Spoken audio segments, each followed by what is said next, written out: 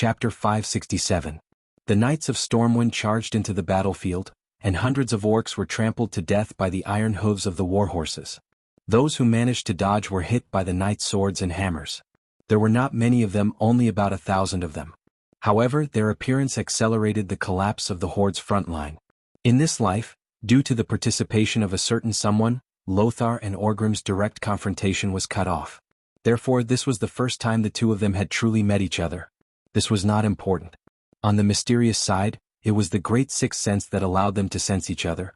On the ordinary side, it was a matter of aura. Both of them were very eye-catching and powerful characters. Lothar himself was a giant among the humans, and his strong physique was not inferior to that of ordinary orc warriors. It was destined that he could not ride those weak horses. When he became the commander of the alliance, Tyrrhenas, in order to please him, gave him a batch of giant beast-class horses. This giant warhorse was called Light of Lordaeron. Just its back alone was nearly 2 meters tall. Its legs were as thick as those of an elephant, and it weighed more than a ton. It had to eat at least 4 times the feed of an ordinary horse for a meal. Matching its huge size was its astonishing endurance and explosive power. Even with 800 pounds of weight, it could still run at 90% of its speed for more than a kilometer. Naturally, it was equipped with the best horse armor. And Lothar, who was wearing a shiny silver armor, was naturally quite outstanding. With his physique, people would even believe that he was riding on an orc warrior from afar. With a larger Stormwind shield and a giant sword that emitted a dazzling golden light, anyone who looked at him would think that Anduin Lothar was a god of war who had descended to the mortal world. Orgrim was not bad either. Surrounded by a group of frenzied ogres, the burly Orgrim swung a black hammer that emitted flames from time to time. His long tassels swung left and right as he swung the huge black hammer in his hand. Every time he swung the hammer, at least one alliance soldier would be pulverized along with their armor. Their broken limbs and flesh would be ignited by the flames, turning into small meteors that fell onto the charred ground. Unlike the rough and casual gait of an ordinary orc warrior, this Hercules moved swiftly and cautiously. Even though he was wearing a huge and heavy black plate armor, it did not affect his agility at all. This set of plate armor was also not an ordinary item. Even if it was hit by a sharp spear, the hard armor could still easily deflect the spear. Orgrim Doomhammer. Anduin Lothar. Even though they were separated by 100 meters, the two of them still recognized each other from afar and called out each other's names. They smiled knowingly at the same time. This was the leader of the alliance, Horde, and also the person they had always wanted to find. If they could defeat this person, the morale of the alliance, Horde, would definitely collapse. That's right, this person was the heaviest weight on the scales of victory. Go to hell. Orgrim casually swung the black hammer that looked extremely heavy to the humans, and easily sent the upper body of a human soldier in front of him flying. Ignoring the twitching corpse, Orgrim kicked the butt of an orc warrior in front of him and kicked him away. Seeing the massacre caused by Orgrim, Anduin clamped his horse's abdomen and charged into the battle. A two-headed ogre noticed Anduin, and he raised his huge hammer high up and smashed it down with all his might. Under the effect of the violent force, the hammer that was thicker than an adult's thigh cut through the air with a sharp whistling sound. Anduin did not even use his shield, nor did he change the direction of his beloved horse. The huge broad-bladed sword suddenly flashed, and the ogre's 2 heads and shoulders were cut off. Like a knife cutting through butter, Anduin led the Storm royal family's knights forward at a high speed. He waved his shining divine sword and swept away all the obstacles along the way like a raging wave. From the beginning to the end, the supreme commander of the alliance had his eyes firmly fixed on the orc chief. Come. Orgrim's arrogant roar almost pierced through the clouds. His eyes did not leave Anduin either. Even though there was a fierce battle raging around him, any alliance soldiers who tried to get close to him were either killed by Rexer and the other orcs with their fiercest momentum, or entangled by the other orcs. Occasionally 1 or 2 warriors would rush to Orgrim, but after a flash of the black hammer, there would be no more. Anduin's high-speed warhorse was very troublesome.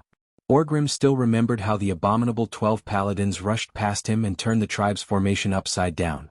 Orgrim decided to solve this problem immediately. Facing Anduin's high-speed charge, he swung his hammer in an undulating arc in the air. How could a hammer be so light? Anduin was indeed stunned for a moment. Orgrim really did it. He wielded the hammer of destruction, that weighed more than 100 kilograms like it was an embroidery needle. In the next moment, the huge hammer head sped up and hit the horse's head. It was almost foreseeable that in the next second, the horse's head would be smashed by the terrifying hammer, and blood would flow out of its shattered skull. Then the famous Rotterdam Kingdom horse would twitch and die. Something amazing happened again. The intelligent warhorse suddenly raised its head and dodged the fatal blow by a hair's breadth. Then the high-speed warhorse suddenly stopped on its hind legs and stood up on its forelegs. With lightning speed, it kicked Orgrim's chest. Arg! Orgrim, who was caught off guard, was kicked and fell backward. Anduin seized this once-in-a-lifetime opportunity. Quell Zarum struck down like lightning. In the next moment, the dignified chief Orgrim was about to die in the hands of Anduin, the war god of the Alliance. In the blink of an eye, Rexer arrived. The two battle axes that were stained with blood created two bolts of lightning in the void. One was aimed at Anduin's right abdomen, and the other at his chest. The muscles on Anduin's right arm that was wrapped in armor suddenly swelled. At this critical moment, the Quell Zarum that had already been struck had a fluctuation that seemed like it should not have. Clang, clang. Rexer's axes were instantly cut into 4 pieces by the Quell Zarum. Impossible. Rexer was at a disadvantage. Chapter 568. If Grom Hellroar, who had fought many battles in the Silverpine Forest, was fighting Anduin, he would definitely not be so careless. Only a true high-grade epic weapon could barely avoid being cut in half by Quell Zarum. Hence, Bloodhowl was only a passing grade. Unfortunately, there were no ifs. Even Grom himself was hiding in the depths of the Tirisful woodland. Not only could the tribe not find him, even the Alliance could not find him. No one informed the tribes at the Eastern Front. Anduin's combat power was terrifying. During the First War of the Dark Portal, when the tribe was fighting Stormwind, there were no famous chiefs who fought with Anduin. Rexer, who did not receive any news, was at a great disadvantage. If it wasn't for Lexer straightening his waist at the last moment and dodging backwards like an iron bridge, no matter how strong Lexer's physique was, he would have been cut in half diagonally. The result of this attack was a terrifying wound that was more than a meter long and 30 centimeters deep. It went from Rexer's left shoulder to his chest and right abdomen. It looked like Rexer's intestines had been cut open and he was dead. That was only for ordinary humans and orcs. For Rexer, who had inherited the bloodline of the ogres, his chest and abdomen muscles were twice as thick as steak. Although the sword was very painful and he would definitely lose his combat power, it was not enough to kill him. Rexer! Orgrim roared. Even though his body was falling backward, he could still move his muscles and hit the horse's left foreleg with a backhand hammer. The light of Lordaeron let out a shrill neigh in pain. Anduin immediately realized that the horse was about to die. After all, warhorses were not griffins. They did not have such tenacious vitality and powerful combat power. Orgrim did not use all his strength, but it was enough to temporarily cripple the warhorse. Anduin jumped up from the stirrups and got off the horse with a gorgeous somersault. He did not forget to pat the horse's buttocks when he dismounted, meaning that his beloved horse should take care of itself. The royal knights and the ogre guards were in a mess. Intentionally or unintentionally, only Anduin was left facing Orgrim. The battle around them seemed to have faded away from their world. This was a pinnacle showdown left for the supreme leaders of both sides. The two big shots raised their weapons at the same time. On one side was the Storm Greatsword, Quell Zarum, engraved with golden runes. On the other side was the Black Hammer, Hammer of Destruction, that Kieran fished out from the lava of the volcano. Then, in an instant, they collided without saying a word. They only had one goal, to kill each other and put an end to this or war. This was destined to be a difficult battle. Anduin Lothar was a tall, burly man. His physique was similar to that of an orc warrior from a second-rate clan. On the other hand, Orgrim was taller, stronger, and younger. Although Lothar was at a disadvantage in terms of age and speed, his experience and skills made up for it. In the past, Orgrim did not understand why the former Great Chief Blackhand would die in Lothar's hands despite the huge difference in physique and speed. Even with Duque's schemes, ordinary humans would not be able to survive such terrifying power and speed. But now Orgrim knew. The first to attack was Orgrim. No matter when he swung his giant hammer, there would be a shrill whistle. The weak-willed opponent would be stunned by this, and of course the price was his life. That was a hammer that was fully exerted. Starting from the front foot, from the bottom up, a power that came from the earth pierced through Orgrim's toned thigh muscles, his chest muscles that were tougher than springs, and his right upper arm that was expanding to the point of exploding. With perfect strength, Hammer of Destruction was like a comet that fell from the 9 heavens. In Lothar's field of vision, it was zooming in at an extremely fast speed. Lothar didn't block it. He carefully stepped forward and nimbly dodged to the left. The hammerhead, which was full of texture, brushed past less than 20 centimeters in front of him. The flames on the hammerhead almost touched Lothar's long hair. A miss was a miss. Lothar did not give Orgrim any time to counterattack. The moment he dodged the attack, Lothar was like a compressed spring that started to bounce back and suddenly launched a counterattack. His great sword followed the direction where the hammer came from and secretly swept towards Orgrim's lower ribs. This was an absolute dead angle. While Orgrim was using brute force to push the hammer back, he was a step too late. Quill Zarum easily pierced through Orgrim's armor and left a deep wound on his right chest that was so deep that his bones could be seen. If it wasn't for Orgrim's quick second hammer strike, Lothar might have already ended the battle. Left with no choice, Lothar dashed past Orgrim's right side. Orgrim's hammer strike missed. When the two of them separated again, Noxus didn't expect Orgrim to swing his hammer horizontally to the right, and the hammer of destruction drew a huge semicircle in the air and smashed down on Noxus's back. For a super heavy weapon like this, it would be suicidal to block it without enough mana. Left with no choice, Lothar rolled forward awkwardly and dodged the attack from his back. Lothar quickly stood up and got into a fighting stance. He then faced Orgrim, who turned around. Off. The two of them had been fighting for a long time, and each of their hands had been stained with the blood of at least 100 enemies. However, they had never panted like this before. You're hurt. Lothar tried to mentally attack Orgrim. If you're the kind of idiot who is satisfied after injuring your opponent, you can do it 100 more times and you'll still be the one to die. Orgrim didn't care at all. Lothar curled his lips. This time Lothar was the first to attack. Quell Zarum, that was emitting a golden light, stabbed forward. Unexpectedly, Orgrim used the top of his hammer to block it. Even if Lothar was holding Quell Zarum, it was definitely not a good idea to use the tip of his sword to block the opponent's hammer. However, Lothar knew that this was the case, but he still did it because he remembered Duque's words. What if the great chief of the tribe, Orgrim, is a noble person who thinks for the entire tribe? Who was Duque? He was recognized as the most knowledgeable, wisest, and greatest strategist in the entire alliance. Duque obtained a wealth of knowledge that mortals couldn't imagine from his old friend's book collection. Duque's foresight was recognized. And he never did anything pointless. Many of the things he did that seemed unimportant and mindless, but in the end, they were all proven to be perfect predictions and preparations. There was no way Lothar would ignore what Duque said. Therefore, this strike was an experiment. If something really happened to Quell Zarum, Lothar would not hesitate to pull out the backup sword at his waist and continue fighting. Chapter 569. The golden sword light and the yellow hammer light collided with each other. Lothar was slightly startled, but the worst-case scenario did not occur. The moment it touched the hammer, the tip of the sword did feel a little bad, but it was definitely not shattering. It was the inevitable reaction of a sharp weapon against an unreasonable heavy hammer. Since he did not use his full strength, there would naturally be some spare time when he changed his move. Both of them prepared for the next move. Orgrim's counterattack was to gently lift the hammer's head, and it only rose less than 20 centimeters before he slammed it down again. He wanted the hammer to hit the blade of Quell Zarum. If Lothar's guess was right, Orgrim was indeed trying to use the inherent disadvantage of the sword to destroy this godly sword. Lothar nimbly took a step to the left, allowing his great sword to avoid the hammer. However, Orgrim then flipped the handle of the hammer and swung the weapon in the opposite direction. The hammer swept under Lothar's chin, causing Lothar to lose his center of gravity and fall back. Then a completely unreasonable and faster hammer followed, but Lothar raised his sword in time and blocked the hammer's handle. For a moment, both warriors poured all their strength, and Doomhammer once again swung his hammer down, but it was once again pushed aside by Lothar. Both weapons trembled, but they did not move.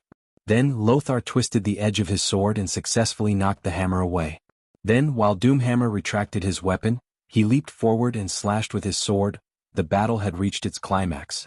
5 minutes ago, the 12 paladins were still in a frenzy. At a suitable time, Gavinrad noticed the reflective signal on the steam tank in the distance, and he immediately shouted, "Look, our commander is dueling with the great orc chief." At this time, whether it was Uther, Turalian, or the other paladins were fighting with the orcs in front of them. Following Gavinrad's shout, almost all the paladins used a violent hammer blow to crack the heads of their opponents. The focus of their attention was on the duel between Lothar and a large orc in the middle of the battlefield. Because they were often dragged by Duque to fight, more than one person in the Silver Hand had seen Orgrim. They immediately realized how dangerous it was. If Lothar won, it would undoubtedly be a battle worthy of praise. If Lothar were to lose, they couldn't imagine what would happen to the alliance if they lost the unified flag. Perhaps the alliance would become more united under the pressure of external forces in the future, but everyone knew that because of the petty actions of the Rotterdam kingdom, there had already begun to be discordant voices in the alliance. If they lost Lothar, the last descendant of Arthi, at this time the alliance would likely fall into internal strife. Without the need for any orders, the 12 holy knights immediately turned their horses around and charged towards the center of the battlefield. The heavy war hammer was wrapped in holy light, and it drew golden arcs of light that were even more beautiful than the sword dance. All the orcs that were touched by the arcs of light were easily killed. If someone were to look at the battlefield from above, they would notice that it wasn't just the 12 holy knights. Including the tank unit that launched the blitzkrieg, there were also 2 other groups of orcs. There were a total of 4 groups of people, and they all wanted to kill a bloody path and rush to the 2 leaders' side. At this time the 2 leaders once again clashed, swinging their war hammers and giant swords. The intense battle caused their physical strength to decline rapidly, and both of them were clearly not as agile as they were at the beginning. Unable to dodge in time, Lothar was forced to use the lion head emblem shield to block Orgrim's full blow. The violent blow almost made him kneel down, and the sound of the epic level shield cracking was extremely clear. Lothar lost all feeling in his left arm for a while. However, Lothar did not suffer a loss. The blade of his sword also made a deep cut on the chief's chest armor. The large wound that was more than 5 centimeters deep caused blood to spurt out. Even the black background could not hide the blood. Orgrim staggered backward, his lips contorted in pain and frustration. He then yanked the strap on his shoulder with his left hand, and took off the damaged armor. On the opposite side, Lothar also took a step forward, and took off the shield that had become a broken door. He then threw it to the ground. Pfft. Lothar spat out a mouthful of saliva that had a fishy smell. Orgrim was even more terrifying. He directly used the high temperature emitted by the hammer of destruction to burn the wound on his chest like a soldering iron to stop the blood from flowing out. Following that, the 2 of them shouted and once again started to fight. Orgrim, who had abandoned his armor, moved even faster, and Lothar wielded his greatsword with both hands, which made the greatsword even more destructive. After a quick exchange of blows, both of them suffered a heavy blow at the same time. There was a deep cut on Orgrim's abdomen, and even a small part of his intestines could be seen. Lothar's left arm also suffered a heavy blow. His body trembled. He didn't even need to pay attention to the intense pain coming from his left arm. Just by looking at his abnormally bent arm, he knew that his arm was fractured in at least 5 places. Not only his left arm but even his shoulder felt a heart-wrenching pain. Perhaps his left shoulder was a little broken as well. Both of them stood up shakily, and they were ready to launch their third attack. Orgrim raised his warhammer high with both hands, and with all his strength, he leaped over a distance of nearly 5 meters and slammed it down on Lothar's head. The cunning Orgrim displayed his amazing jumping ability for the first time in front of Lothar. Before this, he had always given Lothar the illusion that he was tall and sturdy but slow. Obviously he had succeeded. At this moment, the warrior skill that he used had the intention of killing. At this moment, an accident that Lothar never expected happened. Rexer, who was lying on the ground not far away, suddenly reached out and grabbed Lothar's left foot. The shackle-like confinement made Lothar lose all possibility of dodging. Lothar instinctively raised Quelzarum to block this sneak attack, and he gathered all his strength on the blade. Hammer of Destruction. Smashed down with a scorching aura that seemed to be able to destroy everything in the world. Time seemed to freeze, because the sword shattered.